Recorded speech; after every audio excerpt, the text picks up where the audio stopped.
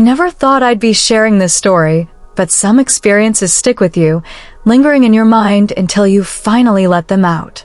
2 years ago, when I married Robert, I thought I had everything figured out.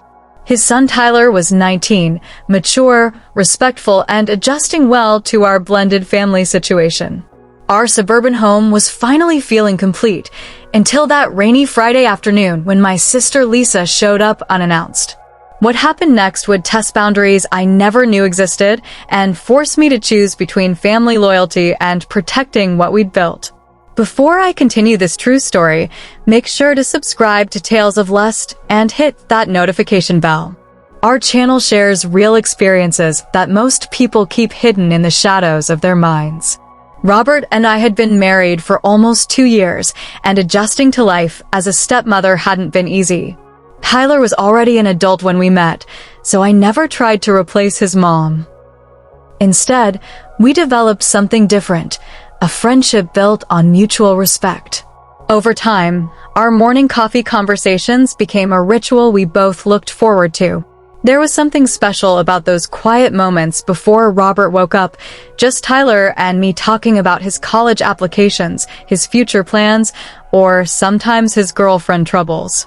"She doesn't get me," he told me one morning, staring into his coffee mug. "It's like she wants me to be someone else." I remember feeling touched that he trusted me enough to share these things. "The right person won't try to change you," I told him. "They'll challenge you to grow, but they'll accept who you are." We found comfort in our weekend movie nights, the three of us sprawled across the living room, arguing playfully about plot holes. Tyler wasn't just my husband's son anymore. He had become someone I genuinely cared about. He was smart, thoughtful, and surprisingly open with me. We had found our rhythm as a family, and I treasured the stability we'd created together. Then came that week when Robert had to leave for a business trip to Chicago. 5 days, he said. Nothing to worry about. Tyler and I would be fine on our own, continuing our normal routines. But something shifted when I got that text from Lisa. "Hey sis, I'm in your neighborhood for a job interview. Can I crash at your place tonight? Miss you. Red heart." I stared at my phone, an unexpected knot forming in my stomach. Lisa and I have always had a complicated relationship. Growing up, she was the wild one, the spontaneous beauty who could charm anyone with her laugh and toss of her hair. She had a history of crossing boundaries without even realizing it, or maybe without caring. In college, she had borrowed 2 of my boyfriends. At family gatherings, she somehow always became the center of attention. I loved her, but I had learned to keep certain parts of my life separate from her. "Sure," I texted back, ignoring the tension building in my shoulders. "Guest room is ready. Dinner around 7? Something inside me tensed when she replied she'd be there by 6. Robert was away, and I felt strangely protective of our home space. I spent the afternoon preparing the guest room, changing sheets, and setting out fresh towels. All the while, I kept telling myself I was being ridiculous. This was just my sister visiting. So why did I feel like I was bracing for impact? Tyler came home from classes around 4:30, dropping his backpack by the door like always. "My sister's coming to stay tonight," I told him as he grabbed a soda from the fridge. "She'll be here for dinner." "Cool," he said, his expression neutral. "I've got a paper to finish anyway. Probably won't be much company." I nodded, relieved by his casual response. "No worries. She's only staying one night." The weather changed dramatically as evening approached. Dark clouds rolled in, and by 5:30, rain was lashing against the windows. The storm matched my unsettled mood perfectly. Thunder rumbled in the distance as I chopped vegetables for dinner, the knife hitting the cutting board with more force than necessary. Tyler decided to shower before dinner, unaware of Lisa's imminent arrival. "I'll be quick," he called, heading down the hallway. "Let me know if you need help with anything after." The house grew dark as clouds gathered closer. I lit candles in the living room, the flickering light casting strange shadows across the walls. The power had been flickering with each crack of thunder, and I wanted to be prepared. The storm was directly overhead now, rain drumming against the roof like impatient fingers. The doorbell rang at 5:50, 10 minutes earlier than expected. That was Lisa, always early when you wanted more time, always late when you were waiting. I took a deep breath and opened the door. Lisa arrived soaked from the rain, laughing as she hugged me tight. Water dripped from her dark hair onto my shoulders, but she didn't seem to notice or care. She was stunning as always, even drenched. Her makeup remained perfect, her smile dazzling. "Your place is so cozy," she said, her eyes scanning every corner as I helped her with her wet coat. Then came the question I was dreading. "Where's that stepson you've mentioned?" "Tyler's getting ready for dinner," I said, trying to sound casual. "He'll join us soon. Want a glass of wine?" I offered Lisa a drink, hoping to keep her in the living room while Tyler finished his shower. She kicked off her heels and settled onto the couch, accepting the wine gratefully. Lightning flashed outside, thunder following immediately after. The power flickered once, twice, then steadied. Down the hall, I could still hear the shower running. "So," Lisa said, curling her legs underneath her, "how's married life treating you?" "Still happy playing mom to a grown man." There was something in her tone that bristled against my skin. "I'm not playing mom," I corrected her. "Tyler and I are friends. He's an adult." "Right," she smiled over her wine glass. "Very mature for his age," you said. Before I could respond, I heard the bathroom door open, steam escaping into the hallway. My heart rate quickened. I was explaining to Lisa about our dinner plans, trying to keep her attention, when she suddenly set down her glass. "Bathroom?" she asked, already standing. "Down the hall to the dash," but she was already moving. "I'll find it," she called over her shoulder. "Need to freshen up after that rain." I froze, watching her disappear around the corner, knowing exactly what was about to happen. The timing couldn't have been worse. I heard her footsteps pause, followed by a soft "oh," and then silence. When I reached the hallway, I saw exactly what I'd feared. Tyler, hair still wet, wrapped only in a towel around his waist, stood face to face with my sister. Water droplets clung to his shoulders and chest. Lisa stood there, momentarily speechless, something I'd rarely witnessed in my sister. "I'm so sorry," Lisa recovered first, her voice taking on that honeyed tone I knew too well.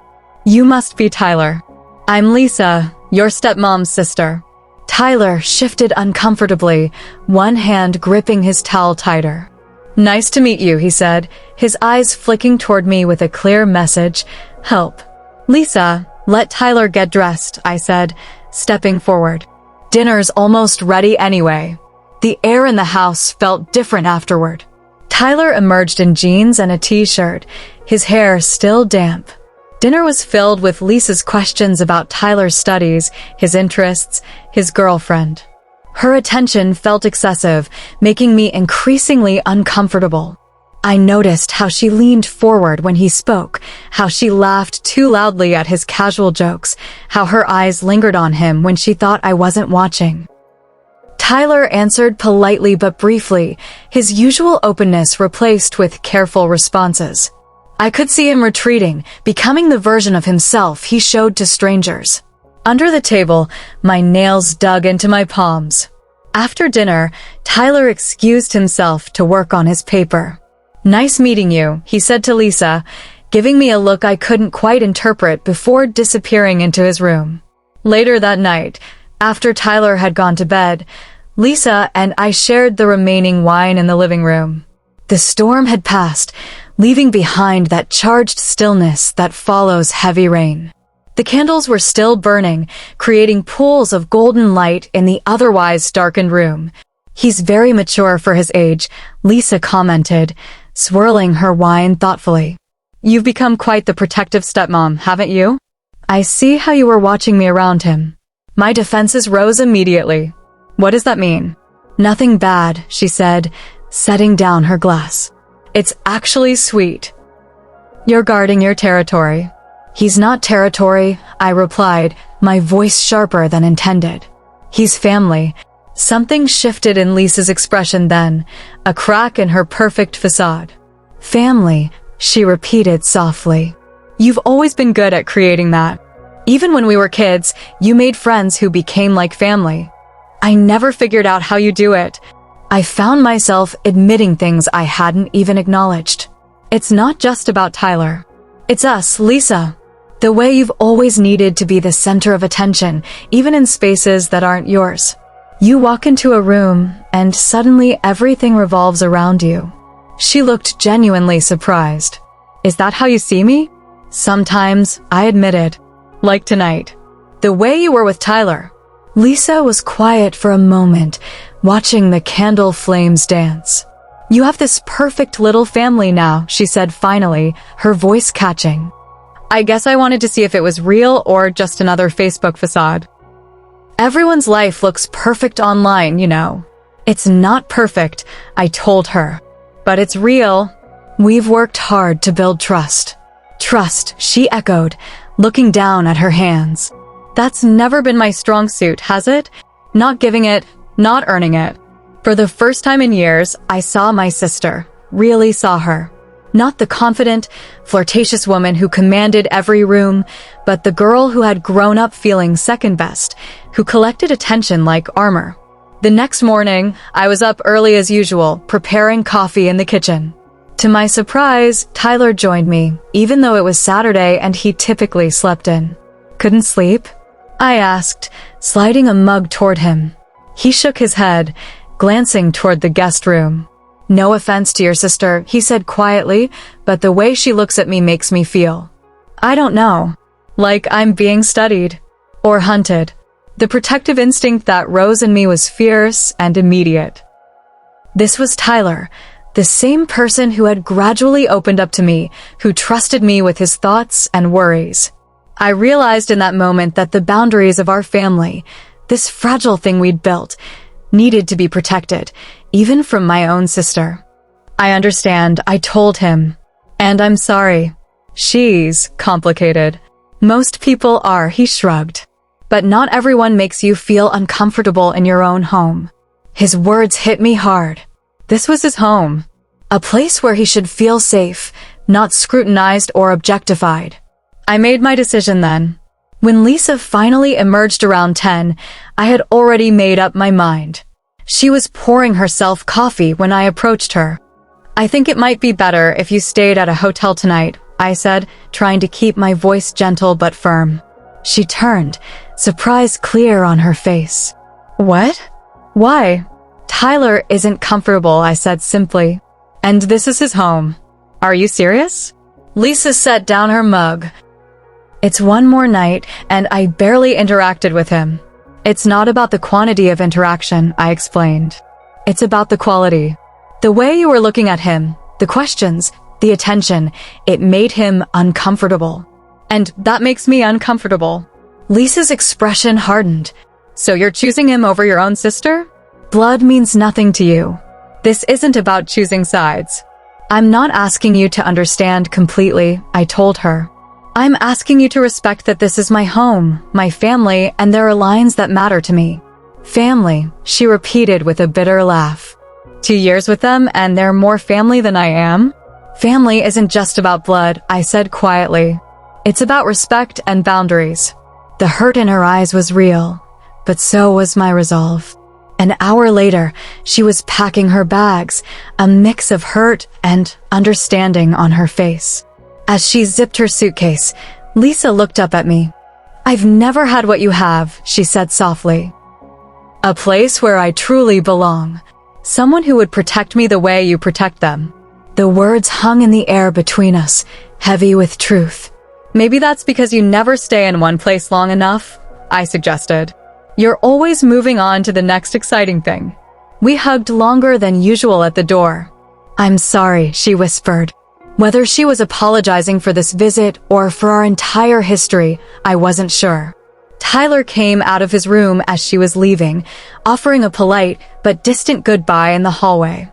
The relief in his posture was subtle but unmistakable. After she left, Tyler thanked me. Not with words, but with a look that said he felt safe, that he trusted me to maintain the boundaries of our home. We went back to our normal routine, making lunch together, talking about his classes, waiting for Robert to return. That evening, sitting alone on the porch while Tyler studied, I thought about what had happened. That uncomfortable moment in the hallway had revealed something important about the relationships we build and the boundaries we need. Was I wrong to feel threatened by my own sister? Or was it natural to protect this new family we'd created? The truth is, love isn't just about affection. It's about protection. It's about creating spaces where people feel safe, even when that means making difficult choices. Sometimes the most uncomfortable moments force us to define what truly matters. Lisa texted me a week later. Still mad at you, but I get it. Maybe someday I'll find my own family to fight for. I hope she does. Because everyone deserves a place where they belong, where they're protected, where the boundaries are clear and respected. Even if it takes difficult conversations and painful goodbyes to create that space. If you've ever had to choose between family loyalty and establishing boundaries, you know it's never simple. But I don't regret my choice.